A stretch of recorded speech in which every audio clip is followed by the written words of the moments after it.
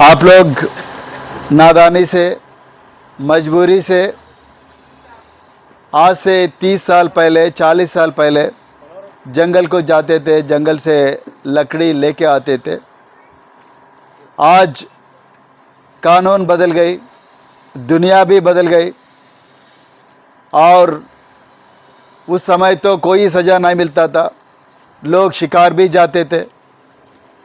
40-50 साल पहले लोग जंगल में शिकार को जाते थे, जंगल के जानवर को लेके आते थे और खाना पका के खाते थे।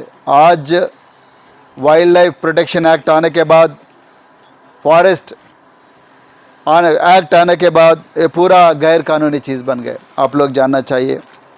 लेकिन रोज़ी तो रोज़ी है, रोटी खाने के बिना हम नहीं जी सकते और कोई दूसरा काम है ही नहीं। यहाँ पे 40-50 साल पहले सरसिल्क रहती थी, अब सरसिल्क तो हमारा बचपन में बंद हो गए। 1984 में सरसिल्क बंद हो गई। उसके बाद सरकार जो हज़ारों लोग सरसिल्क के ऊपर जीते थे, वो लोगों को कोई दूसरा रोज़गारी नहीं बता सकी, तो वो लोग मज़दूर बन गए। जिसका स्किल था वो स्किल के मुताबिक वो लोग काम करना शुरू किए। ऐसे आप लोगों में से कई लोग कारपेंटर्स बन गए। तो आपका पिताजी भी वही काम करते थे, वालिद साहब ने, तो आप भी वही काम कर रहे हैं, आपका बेटे भी वही काम करने लगे, क्योंकि कोई दूसरा काम आपको बताने के लिए, सिखाने के लिए कोई सरकार कोई ज़्यादा काम नहीं किया। तो आपका बातों से मेरे को ये समझ में आ गया कि आप लोग को भी पता नहीं था ज़्यादा ये गैर कानूनी चीज़ है करके। तो उसके बाद एक फॉरेस्ट डेवलपमेंट ऑफिसर कोई रेड्डी आके, राजा राम रेड्डी आके आपको उन्हें बताया कि देखो भाई, इसका कोई दूसरा रास्ता है।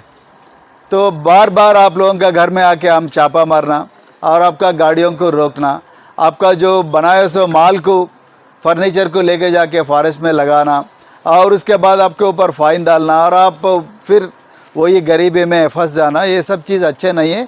कोई दूसरा रास्ता है करके आप लोगों को नागपुर का जो यार्ड है, वो यार्ड में लकड़ी मिलती है, वो जीएसटी बना के वो लकड़ी लेके आओ करके आपको ये ना इतना इलाज बताया। और ये अच्छी बात है कि आप लोग उसको माने, और मानने के बाद आप लोग वही काम शुरू किए। तो उसके बाद आप लोगों को जीएसटी का माल लेके आके यहाँ फर्नीचर बनाया। फर्नीचर बनाने के बाद भी अपने भाई एक बताया कि फर्नीचर बनाने के बाद भी आप लोगों को कागज़ नगर से बाहर नहीं जाने का रोक लगाया, तो उसको भी गैर कानूनी कह रहा है। तो फिर कैसे करना? कार्नर में तो बहुत सारे गरीब लोग रहते हैं, इस एरिया में इतना ज़्यादा मार्केट नहीं है, लेकिन आपके पास स्किल है, आप एक दिन में कम से कम 16 घंटा काम कर सकते हैं। एक फैमिली, ऐसा मेरे को अंदाज़ा है कि तकरीबन 50-150 फैमिलीज इसके ऊपर जी रहे हैं। तो एक फैमिली बहुत सारे मटेरियल बना सकती है। वो करीमनगर में मार्केट है, जहाँ पैसे हैं वहाँ मार्केट होती है। हैदराबाद में मार्केट है, जैसा हमने हैदराबाद में जिर्रा जाके पूरा तेलंगाना से, बांग्लादेश से भी आते हैं। हम भी जॉइंट कमिश्नर के समय में देखा, बांग्लादेश से भी कारपेंटर जो है, बंगाल और बांग्लादेश से भी कारपेंटर जिर्रा आके काम करते हैं। तो जिर्रा से पूरा लोग तेलंगाना में, आंध्र प्रदेश में हर जगह जाती है जिर्रा से। नागपुर भी जाती है, सॉरी महाराष्ट्र, शोलापुर और कर्नाटक भी जाती है। तो ऐसा जब यहाँ लोकल मार्केट नहीं है, आप लोगों को दूसरा मार्केट बताना चाहिए। तो दूसरा मार्केट है मंचिरियाल, धर्मपुरी, करीमनगर, जगतियाल और निर्मल, कई जगह जा सकते हैं। तो फॉरेस्ट वाले आपको रोक लगा रहे। तो हमने एक बार डीएफओ साहब से भी बात किया। डीएसपी साहब ने बोला, सर ये लोग बात तो ठीक है, लेकिन कभी कभी नाजायज़ काम भी होता है। मैं बोला नाजायज़ काम करे तो आपके पास मैं क्यों आता हूँ? तो ये लोग जीएसटी का बिल बता रहे और अपना आपका, अगर चाहे तो आप आके उसका घरों का कारखाना में देखिएगा। तो वो मान लिया। उसके बाद हमने अपना मिनाज जी ने ये लोगों को लेके आए, अपने यहाँ के कोयवा के लोगों को लेके आके मेरे को बताया। तो तब मैं पीसीसीएफ साहब, जब मैं एएसपी बेलमपल्ली था, आज की पीसीसीएफ साहब दोबरियाल साहब है, दोबरियाल साहब जो है तब डीएफओ बेलमपल्ली था। तो उससे थोड़ा मेरे को परिचय है। तो मैं पीसीसीएफ साहब का अपॉइंटमेंट लेके आप सभी लोगों को मैं पीसीसीएफ का साहब के पास लेके गया। वो आधा घंटा हमारे लिए टाइम दिया। उसका बहुत बड़ा मीटिंग था, उसके बावजूद भी अपने लिए कम से कम आधा घंटा टाइम स्पेंड किया। तो आपको ये बताना चाहता हूँ, ऐसे कई सियासत में लोग रहते हैं कि आपको बात बोलते हैं, अरे चलो मैं देख लेता हूँ, चलो मैं देख लेता हूँ, अरे चलो मैं वो करके आता हूँ, तो आप लोग तो बाहर बैठो। मैं ऐसा नहीं किया। मैं आप लोगों को कुलम कुला, हिसाब भी थे, सब लोग थे, बड़े बड़े बुजुर्ग लोग यहाँ पे। मैं आप सभी लोगों को उसका सामने ही मैं बताया, इसका इलाज आप ही बताओ। देखो हम जीएसटी का बिल लेके आने के बाद भी आपका लोग बढ़ा के 1:1 करके 1:2 लगा रहे। 1.5 लाख कहाँ से फाइन डालेंगे? ये जोपड़ में रह रहे हम लोग, और 1.5 लाख का फाइन कहाँ से? 10 साल काम करे तो भी 1.5 लाख का प्रॉफिट नहीं आता। तो फिर 1.5 लाख आपको दिए तो फिर हम कैसे सड़क पे गिर जाते? तो यही चीज़ हम पीसीसीएफ को बोले। तो पीसीसीएफ 2-3 इलाज बताया। तो वो 2-3 इलाज के बारे में मैं आज पीसीसीएफ को फिर एक बार मेल किया कि आपका मटेरियल, पीसीसीएफ साहब ने कहा कि हमने एक वुड बेस्ड इंडस्ट्री बना के एक नया लाइसेंस लेके आएंगे। हमने पूछे, हमको टिम्बर मिल का, सा मिल का लाइसेंस दे दो। हम आप बुजुर्गों लोग पूछे, साहब कागजनगर में सिर्फ 3-4 शामिल है, हमको शामिल का परमिट हमको भी दीजिए। वो बोला हम वो भी एग्जामिन करूँगा, लेकिन उससे ज़्यादा हमें वुड वेस्ट इंडस्ट्री करके एक लाइसेंस हम दिलवा देते हैं आप लोगों को, और उससे आपको कोई परेशानी नहीं होगी करके उसने बताया। और दूसरा चीज़ ये भी बताया, कोऑपरेटिव बनाओ। तो क्योंकि उसने ये कहा कि एक एक खानदान के पास कोई कुछ लिमिट है, वो लिमिट से ज़्यादा अगर लकड़ी पकड़ गए तो उससे गैर कानूनी चीज़ बताया जाता। तो इसीलिए मैं उसका दूसरा उपाय आपको बोलता हूँ करके, वो पूरा मटेरियल हमें भेजने वाला है। उसके बाद हमने बोला वो मैं तुमको गाइड करूँगा। तो मैंने साहब से ये रिक्वेस्ट किया कि तब तक आप कोई नया रास्ता नहीं बताते, तब तक हमारे वो लोगों के ऊपर सताना बंद करो। मैं कोई गलत चीज़ पूछा क्या?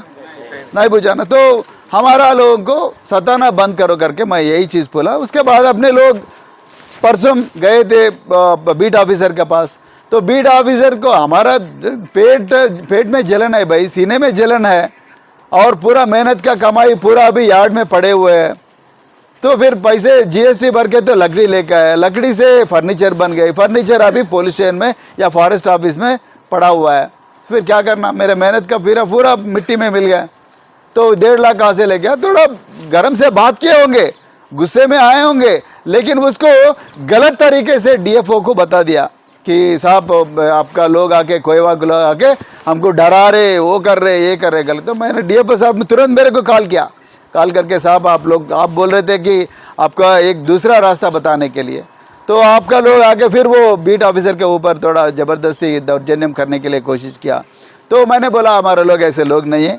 जब हमारा मेहनत का कमाई जो है आपका पुलिस स्टेशन में है, फॉरेस्ट स्टेशन में है, हम थोड़ी गुस्से में बात करते हैं। हम तो रिक्वेस्ट करेंगे, गुजारिश करेंगे, लेकिन हम आपका लोग आपका ऊपर ये करेंगे, ये नहीं करेंगे करके हमने बताया। तो समझ लिया। उसके बाद मैं मिनाज और शामराव को बोला आप सभी लोगों को डीएफओ के पास लेके गया। उसके बाद कुलम कुला क्लैरिटी हो गया। देखो भाई ये चीज़ मैं कर रहा हूँ, ये खिच ज़्यादा दिन नहीं चलना है।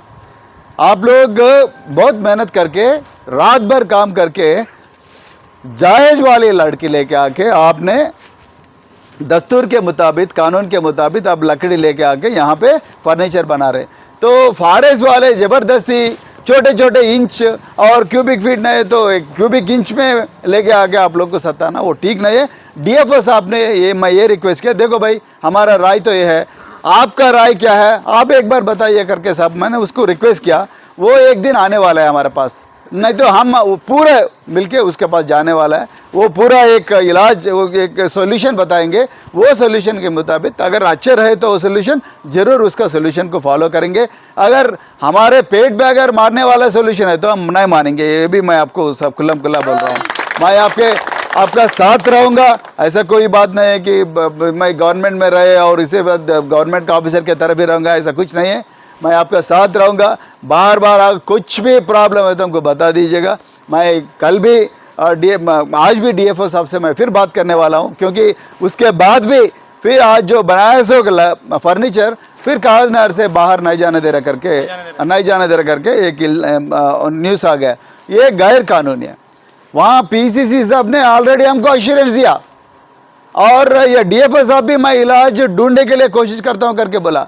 तब तक हम जो काम कर रहे हैं वो काम को जारी रखने के लिए अश्योरेंस भी दिया। उसके बाद फिर कागजनगर चेक पोस्ट पे रोक लगाना वो ठीक नहीं है। मैं फिर एक बार आज लोकल ऑफिसर से बात करूंगा। आप लोग निश्चिंत रहिएगा, आप लोगों के साथ हम रहेंगे।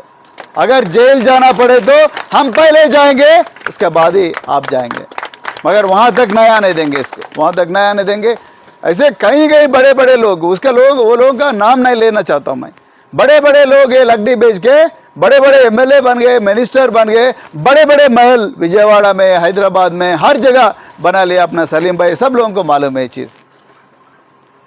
वो लोग के ऊपर ये फॉरेस्ट वाले एक भी केस नहीं लगा, ये सच है। लगा है एक भी केस नहीं गया, एक दिन भी वो जेल नहीं गया, एक दिन भी जेल वो नहीं गया। लेकिन गरीब लोग फर्नीचर बना के उसका कभी कभी उंगली भी टूट जाते।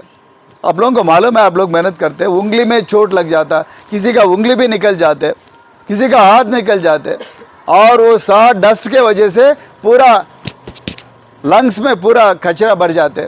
उसके बावजूद भी आपके लोग ये काम कर रहे हैं, तो इसका इलाज जरूर निकलना चाहिए। तो ये गैर कानूनी चीज़ हम बिल्कुल नहीं करते, नहीं करना भी चाहिए। लेकिन जो कानून के मुताबिक जो चीज़ किया गया उसको रोक लगाना बहुत बहुत बड़ा जुर्म है और गलती है। मैं आप सब लोगों से आज बात करूंगा, बात करके किसी ना किसी रिलीफ अपने को आने का संभावना मैं ढूंढूंगा करके बोलते हुए। और कुछ गाड़ी अंदर है, गाड़ी हाँ गाड़ी अंदर है, उसके बारे में भी बात करेंगे आज। ये पर सबसे हम बात करेंगे आज। आज गाड़ी के बारे में बात करें। कौन सा गाड़ी है सर? बोलेरो गाड़ी है। बोलेरो गाड़ी है, उसके बारे में